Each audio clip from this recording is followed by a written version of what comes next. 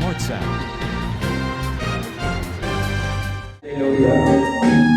Thank you, Jesus.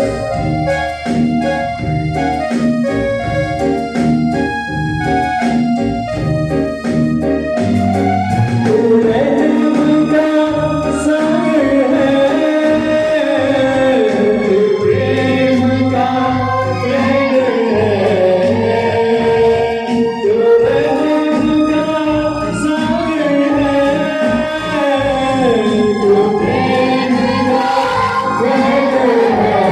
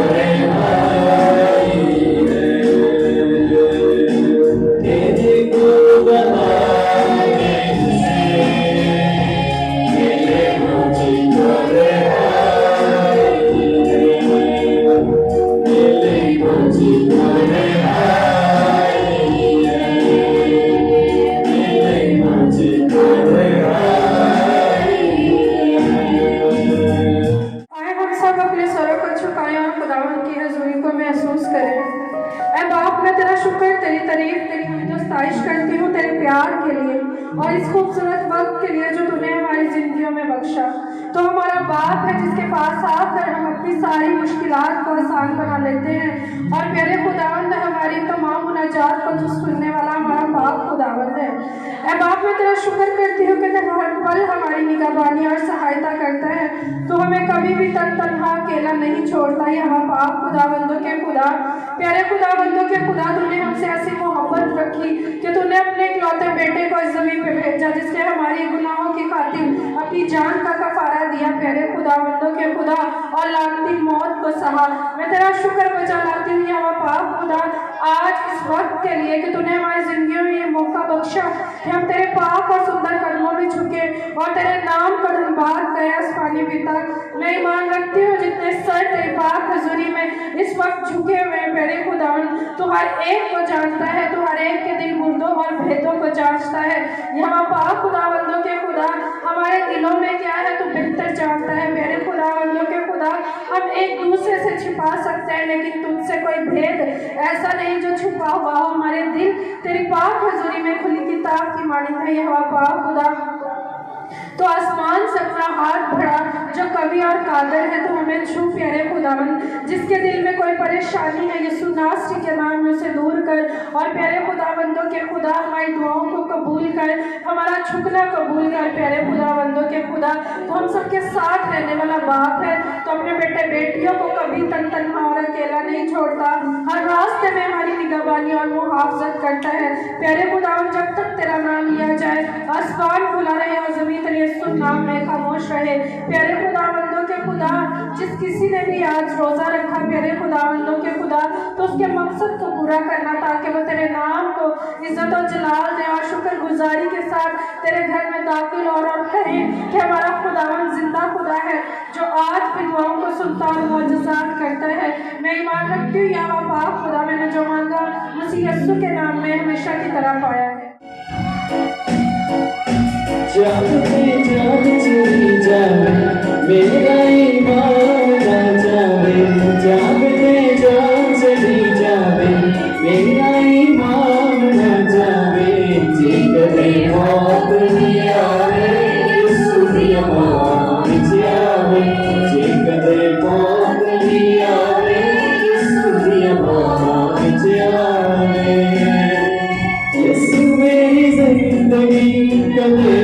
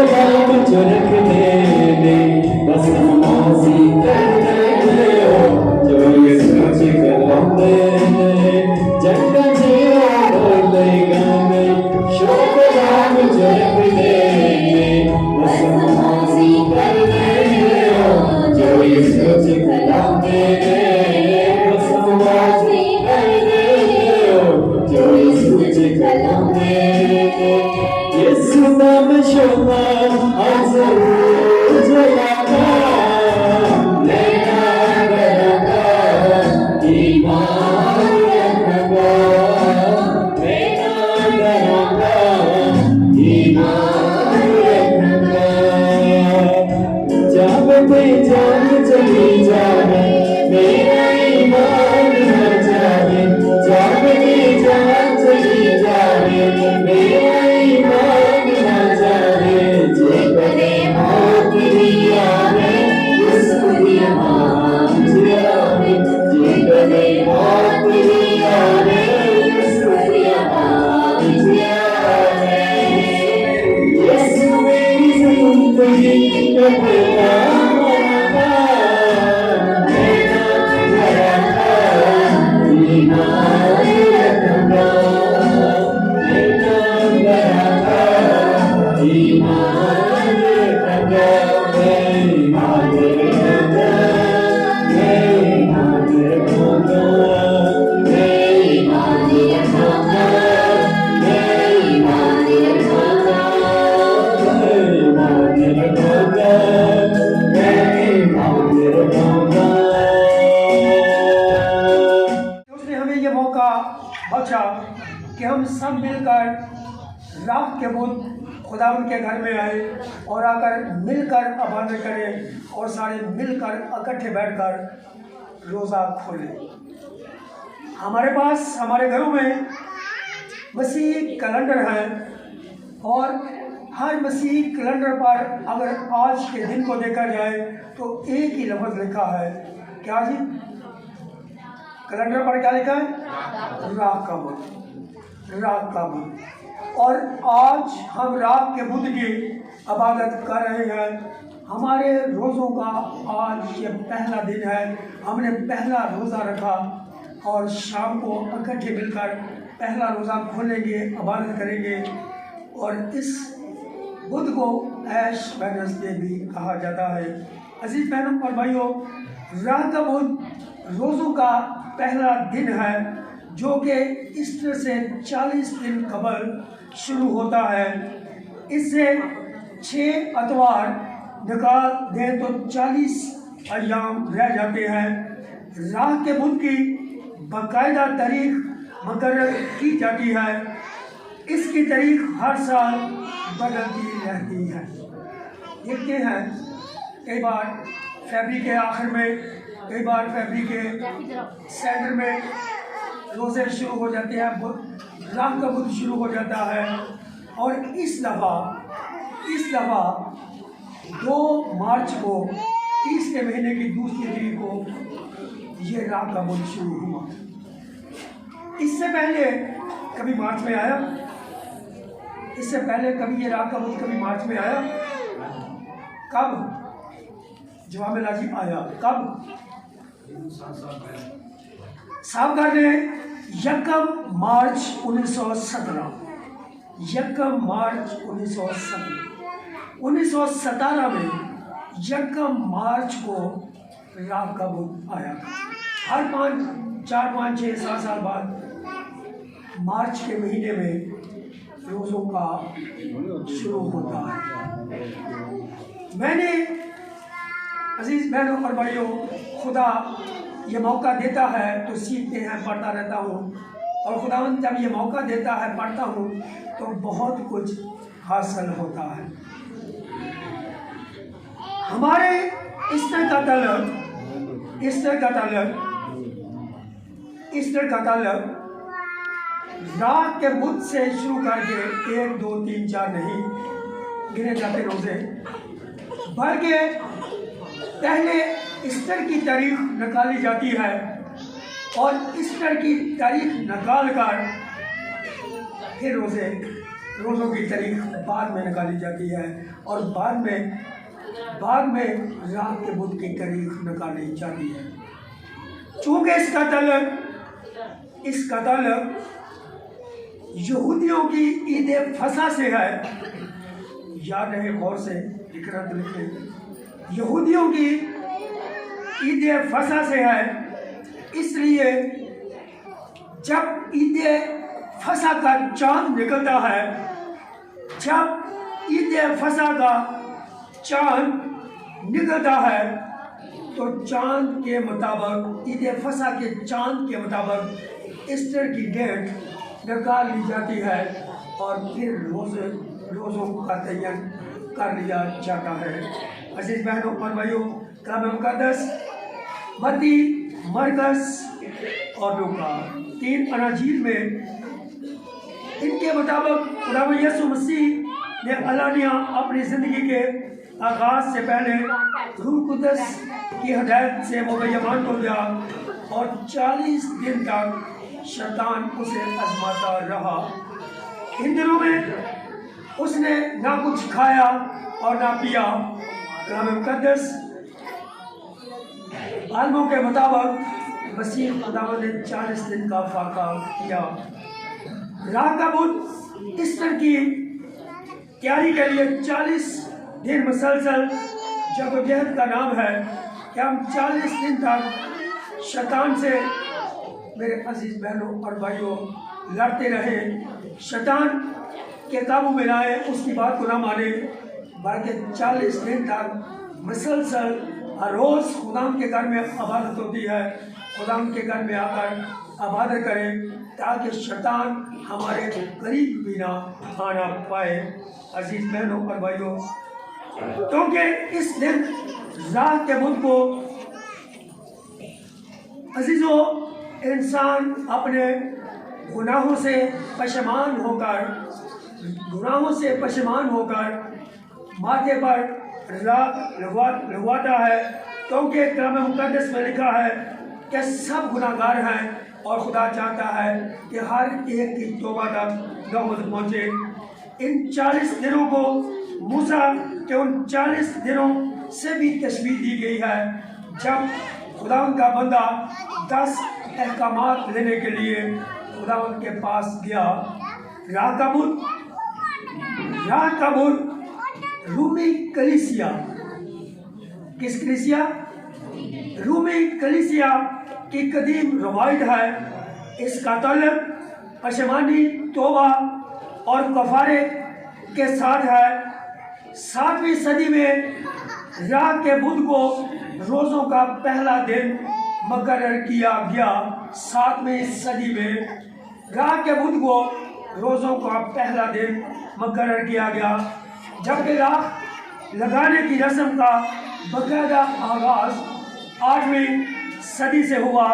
इनका तकर्रर उन लोगों के लिए खुसूसी अहमियत रखता है जिनसे कोई गुनाह कबीरा हो जाए, यानी वो लोग जो कत्ल, ज़ना या मज़हब के साथ गुरदारी करते हैं, उन्हें सरेआम एतराफ़ करना पड़ता है और तौबा के लिए कफ़ारे के अमल से गुजरना पड़ता है।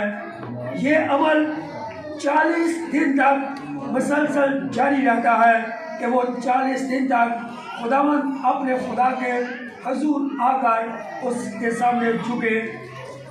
जो भी इस अमल से गुजरता वो तौबा का खसूसी लिबास, गौर से पहने, गौर से सुने, जो इस अमल से गुजरता वो तौबा का खसूसी लिबास पहनता, सर में राख डालता और दौरान इबादत चर्च के दरवाजे से बाहर रहता।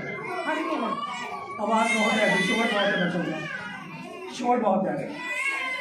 जो इस अमल से गुजरता वो तौबा का खसूसी लिबास पहनता, सर में राख डालता और दौरान इबादत चर्च के दरवाजे से बाहर रहता।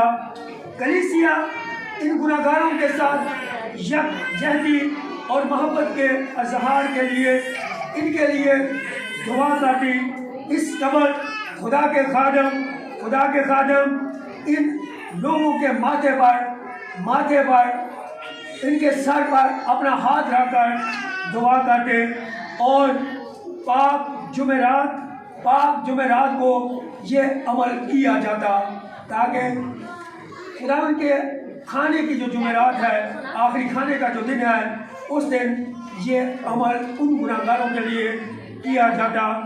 11वीं सदी से तमाम मसीहियों में अपनी हालत गुनाह को तस्लीम करते हुए गुनाहगार लोगों के साथ मसीहियों ने यकजहती का इजहार किया और उनकी परेशानियों पर राख लगाने का अमल की यह रस्म का आगाज़ हुआ। आस्ता आस्ता अवामी कफ़ारे की रस्म कलीसिया में से, क्योंकि यह रूमी रस्म थी अवामी कफ़ारा, और ये आस्ता आस्ता मसीहत में से ये रस्म ख़त्म कर दी गई। सब ईमानदारों के माथे पर राख लगाने की रस्म आज भी पूरी दुनिया में जारी है। 11वीं सदी में राख को बरकत देने का अमल शुरू हुआ। 12वीं सदी में इस रवायत ने जन्म लिया कि राख पिछले साल खजूरों की डालियों को जलाकर, जो पाम संडे के मौका पर डालियाँ इस्तेमाल की जाती हैं, उन डालियों को जलाकर राख बना ली जाए। विटिकन सिटी डोम ने इन सलाह के लिए राख के बुद्ध को इलाकाओं और दवाओं में खातरख्वाह तब्दीली कर दी, जिससे यह रस्म ज़्यादातर और पुरमैनी बन गई ताकि मसीही इस अमल में से गुजरे, कोई मसीही इस अमल से बाहर ना रहे। अजीज बहनों और भाइयों, सबसे बड़ी तब्दीली ये आई कि राख लगाने की रस्म पाक इबादत में शुरू हो गई। राख के बुध वाले दिन पहले इबादत और फिर राख। पहले एक रस्म था 7वीं सदी में जब शुरू हुई तो बस राख लगा के लोगों को फारग कर दिया जाता था। फिर मेरे अजीज बहनों और भाइयों, इस बात को तरजीह दी गई कि पहले इबादत और इबादत के बाद, कलाम के बाद इस रस्म को किया जाए। और इस रस्म का रिवाज बहुत ज़्यादा कैथोलिक कलीसिया में, सुने गौर से, कैथोलिक कलीसिया में हर एक के माथे पर राख लगाई जाती है, क्योंकि हर इंसान गुनाहगार है।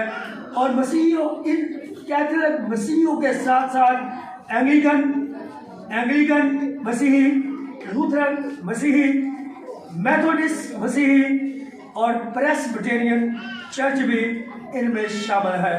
कि प्रेस्बिटेरियन चर्चेस में भी इस अमल को दोहराया जाता है, क्योंकि हर इंसान गुनाहगार है और लाजम है कि हर इंसान खुदा के पास आए, पशेमान हो, तौबा करे और इस राह के अमल में से गुजरे।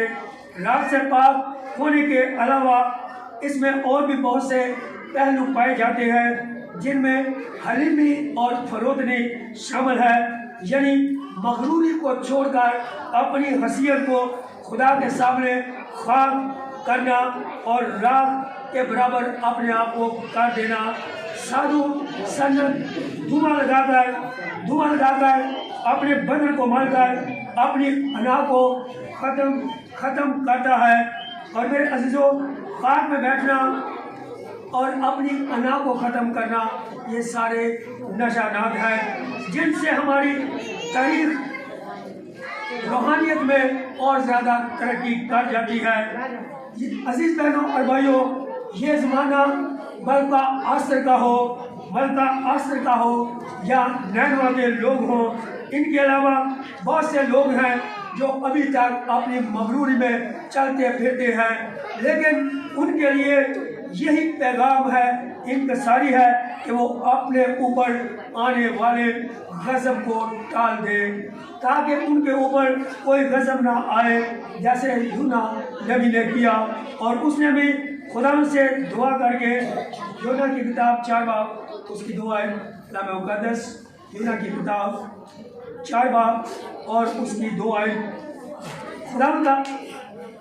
खुदावंद का बंदा इसके बारे में कलाम मुक़द्दस में यूँ कहता है। और जब कलाम मुक़द्दस की हम इस आयत को सुनते हैं तो कलाम में लिखा है, सुनिए। इसी के बबरकत नाम में आप सबको सलाम।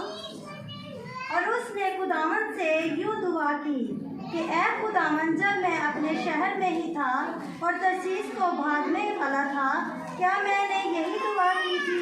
मैं जानता था कि तू रहीम व करीम है और कहर करने में धीमा और शफ़क़त में घनी है और गज़ब करने से बाज रहता है। आमीन।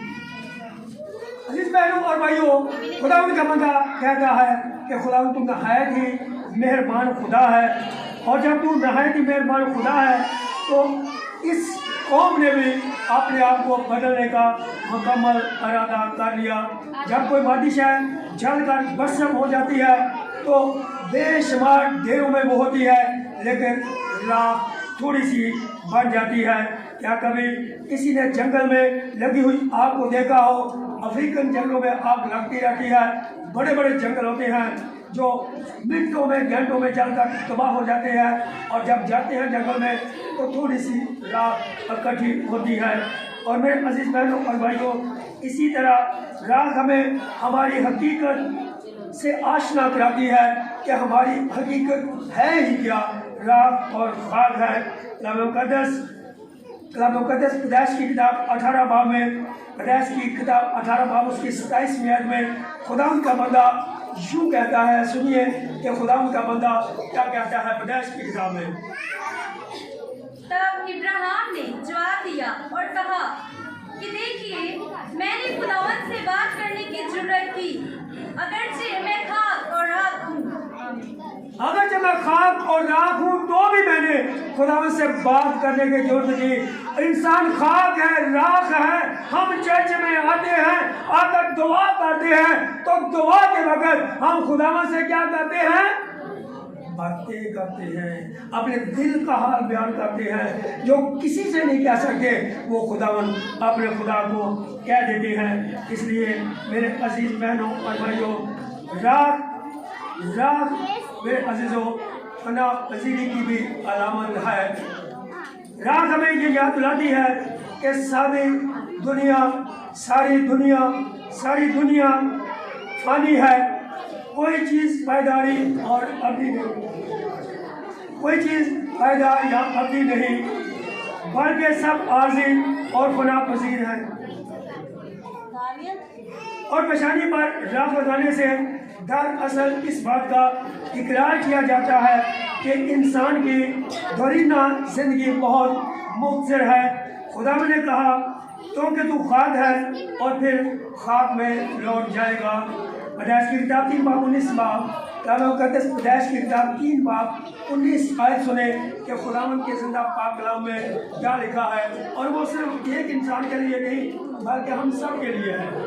तो अपने मुंह के पसीने की रोटी खाएगा जब तक के जमीन में तू फिर लौट ना जाए, इसलिए कि तू उससे निकाला गया है, क्योंकि तू खाक है और खाक में फिर लौट जाएगा। क्योंकि इंसान खाक है और इंसान ने फिर खाक में लौटना है। इसलिए लाजिम है कि जब राख के बुत को हमारे माथे पर राख लगाई जाती है तो हम अपने आप को उस मगरूरी के मयार से नीचे गिरा दें, क्योंकि हमारे माथे पर मसा शुदा राख लगा दी गई है। अजीज बहनों और भाइयों, कलाम मुक़द्दस पैदाइश की किताब 6 बाब 3 आयत में और ज़बूर 19 में लिखता है कि अगर हम मजबूत हों तो भी 80 वर्ष या 70 वर्ष। और ज़बूर 90 उसकी 10 आयत में लिखा है कि इस दुनिया में हम सब मुसाफिर हैं और हमारा एक दिन आएगा कि हम मिट्टी में तब्दील हो जाएंगे। लाज़िम है कि हम अपने आप को अपने खुदा के सामने जब लेकर आए, चर्च में लेकर आए, सरों को झुका कर लेके आए, अपने आप को थरथराते कांपते हुए डरते हुए आए कि खुदावंद अपने घर में मौजूद है। मेरे अजीज बहनों और भाइयों, खुदावंद अपने घर में इस तरह मौजूद है कि एतवार की इबादत में बार बार मुझे बाबरू कह रहा था कि आज क्या होगा मौजा होगा। शानी और तनवीर ने गीत गाया, जो रूह नाल हुंदी है दुआ ते मौज है। कि मैं की क्या है कि मौजा हुए थे बच्चा ने की गाया मौज है। मैंने ये कहा था बच्चों ने कहा मौज है।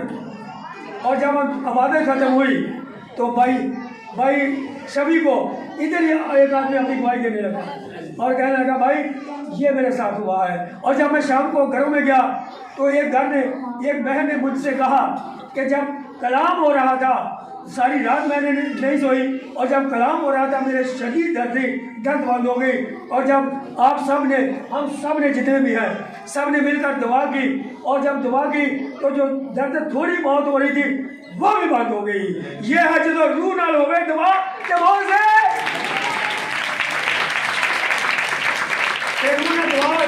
हो जाने के भी अपने आप इंसान मगरूरी चौका लगे, झूठ तो दूर ले जाए, चुगलियाँ तो दूर ले जाए कि मैं राख लगा ली और मैं झूठ नहीं बोलना और मैं चुगली नहीं करनी।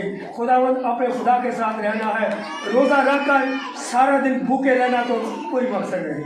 अगर हमने रोज़ा रख कर ड्यूटी पूरी नहीं करनी, रोज़ा रखकर हमने झूठ बोलना है, रोज़ा रखकर हमने चुगलियाँ करनी है, चर्च जाकर हमने घरों में जाकर चुगलियाँ करनी है, तो उस रोज़े का कोई फ़ायदा नहीं है।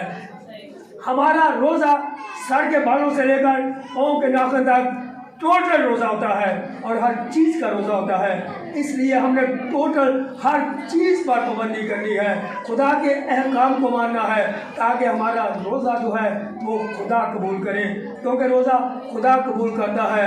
ऐसा रोज़ा रखो कि जिसको खुदा कबूल करे। अजीज़ बहनों और भाइयों, राख खालिसपन और पाकीज़गी की अलामत है। राख खालिसपन और पाकीज़गी की भी अलामत है। जब कोई चीज़ जलकर राख हो जाती है तो उसका मरकब अज़्ज़ा ख़त्म हो जाता है और ख़ास राख बन जाती है। राख पाकीज़गी और सफाई और खालिस होने का निशान है। राख इतना ज़ाहिर करती है कि इंसान अब पाक और साफ हो गया है, जिसकी पलीदगी दुनिया की आग के लिए ख़त्म नहीं हो सकती। कलाम मुक़द्दस गिनती की किताब में लिखा है।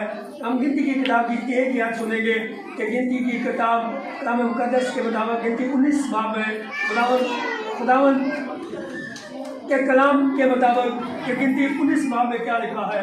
और से सुनिए, थोड़ी देर बाद 5 मिनट और कोई पाक शख्स उस गाय की राख को बिटोरे और उसे लश्करगाह के बाहर किसी पाक जगह में धर दे। ये बनी इस्राएल की जमात के लिए नापाकी को दूर करने के पानी के लिए रखी है, क्योंकि ये खता की कुर्बानी है। ये नापाकी को दूर करने के लिए रखी है ताकि हर नापाक आदमी इस खाक और राख के वसीला से क्या हो जाए, पाक हो जाए। ये नापाकी को दूर करने के लिए रखी है ताकि हर आदमी पाक हो जाए। इसलिए मेरे अजीज बहनों और भाइयों, लाजम है कि हम राख लगाकर अपनी खुद इनकारी करते हैं, क्योंकि आम हालात में हम अपने पाँव पर मेरे अजीजों राख नहीं पड़ने देते, खाक नहीं पड़ने देते। लेकिन आज के दिन चर्च में आकर हम अपना सर आगे कर देते हैं कि खुदा के खादिम के आगे कि मुझे भी राख लगा दो, मैं भी खाक हूँ, मुझे भी खाक जैसा बना दो, ताकि आइंदा को मेरा चाल चलन, मेरी बोलचाल, मेरा उठना बैठना, मेरा चलना फिरना और मेरा बातें करना खुदावंद को पसंद आए और मैं भी इस राख के वसीला से पाक और साफ हो जाऊं, मेरी पलीदगी दूर हो जाए। अजीज़ बहनों और भाइयों, कलाम मुक़द्दस में से अभी हमने आयत पढ़ी और अभी बेटी ने जो आयत पढ़ी, कलाम मुक़द्दस इब्रानियों 9 बाब 13-14 आयत, खुदावंद का बंदा पौलुस रसूल इसके बारे में कहता है। इब्रानियों का खत, मुक़द्दस पौलुस रसूल का इब्रानियों के नाम खत, उसका 9 बाब 13 और 14 आए। कलाम मुक़द्दस में लिखा है, सुने, गौर से सुने कि कलाम मुक़द्दस में लिखा है, और बकरों और बछड़ों का खून लेकर इन्हें बल्कि अपने ही खून लेकर पाक मकान में एक ही बार दाखिल हो गया और अब्दी खलासी कराई, क्योंकि जब बकरों और बैलों के खून और गाय की राख नापाकों पर छिड़के जाने से ज़ाहिरी पाकीज़गी हासिल होती है, तो मसीह का खून जिसने अपने आप को अज़ली रूह के वसीला से खुदावंद के सामने बेऐब कुर्बान कर दिया, तुम्हारे दिलों को मुर्दा कामों से क्यों न नापाक करेगा, ताकि जिंदा खुदा की इबादत करें। ताकि जिंदा खुदा की 40 दिन जिंदा खुदा की इबादत कर सके। तुम्हारे मुर्दा दिलों को जब ये राख लगाने से इंसान पाक हो जाता है, उसकी पलीदगी दूर हो जाती है, तो खुदावंद का खून तुम्हें क्यों न पाक करेगा, ताकि तुम जिंदा खुदा की इबादत कर सको, उसके घर में आ सको। उसके घर में अगर तुम्हारी बीमारियां दूर हो जाए, तुम्हारी नापाकी दूर हो जाए, तुम्हारी पलीदगी दूर हो जाए और तुम पाक साफ मेज के पास आने के काबिल बन जाओ। इसलिए अजीज बहनों और भाइयों, मुक़द्दस दूसरा शमूएल 13 बाब 19 आयत में लिखा है। एक ही आयत पढ़ेंगे हम, दूसरा शमूएल। और तमर ने अपने सर पर खाक डाली और अपने रंग बिरंगे जोड़े को जो पहने हुए थे चाक किया और सर पर हाथ धरकर रोती हुई चली। और तमर ने अपने सर पर राख डाली, रंग बिरंगे जोड़े ला के सुर देते, जला देते ताकि ये जो रंग बिरंगे जोड़े पहले जब ख़त्म हो जाए और उन्हें इन जोड़े ला के लिबास में उतार के, रंग बिरंगे लिबास में उतार के अपने सर दे विच खाक पा गई ते राख के बैठ गई, ताकि खुदा उन्हें कबूल करे। अय्यूब 42 बाब उसकी 6वीं आयत में लिखा है। खुदा का बंदा कहता है, अय्यूब की किताब 42 बाब और उसकी 6वीं आयत, खुदा का बंदा ये कहता है, इसलिए मुझे अपने आप से नफरत है और मैं खाक और राख में तौबा करता हूँ। मैं खाक और राख में तौबा करता हूँ। आज का जो बुध है, रात का बुध है, ये तौबा करने का बुध है कि आज के दिन हम तौबा कर रहे, क्योंकि हम भी राख और खाक हैं। और कलाम मुक़द्दस दानियल की किताब 9 बाब 30 आयत में लिखा है। दानियल की किताब 9 बाब 30 आयत, फिर मत्ती 11 बाब उसकी 21 आयत, दोनों आगे बच्चे जल्दी से। दानियल की किताब 9 बाब। और मैंने खुदा की तरफ रुख किया और मैं मिन्नत और मुनाजात करके और रोज़ा रख के और रात और कर और राख पर बैठकर उसका तारीफ हुआ। आमीन। ये है खुदावंद का जिंदा पाक कलाम, खुदावंद का जिंदा पाक कलाम। ऐ कराजीन अफसोस तुझ पर, ऐ बैतसैदा तुझ पर अफसोस, क्योंकि जो मौजज़े तुम में ज़ाहिर हुए अगर सूर और सैदा में होते तो वो टाट ओढ़ कर खाक में बैठ कर कब के तौबा कर लेते। खुदा उनके पास ऐ सूर और सैदा तुझ पर अफसोस, जो मौजे तुझ में हुए अगर नैनवा में होते और शहरों में होते तो वो कब के टाट ओढ़ कर खाक में बैठकर तौबा कर लेते। और हमारे यहाँ पर भी हर अतवार को भाई सभी दुआ करते हैं और मौजे हो जाते हैं, और जब मौजे हो जाते हैं तो आज के कलाम को याद रखना चाहिए कि हमने तौबा की तरफ मान जाना है। और कलाम मुक़द्दस की आखिरी आयत पढ़ता हूँ, कलाम मुक़द्दस की आखिरी आयत अय्यूब की किताब में से, कलाम मुक़द्दस आखिरी आयत अय्यूब 30 बाब में से पढ़ता हूँ। अय्यूब 30 बाब उसकी 19 आयत से मैं पढ़ूंगी। उसने मुझे कीचड़ में धकेल दिया है, मैं खाक और राख के मालिक हो गया हूँ। मैं खाक और राख की मालिक हो गया हूँ, उसने मुझे कीचड़ में धकेल दिया है। और मेरे अज़ीज़ों, हम सब खाक और राख हैं।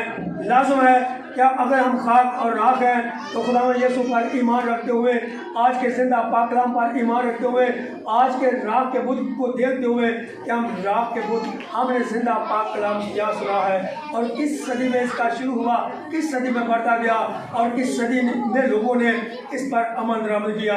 आज इस सदी में हम भी इस पर अमल करते हुए खुदा की बरकत को हासिल करें। खुदा आप सबको। Smart sound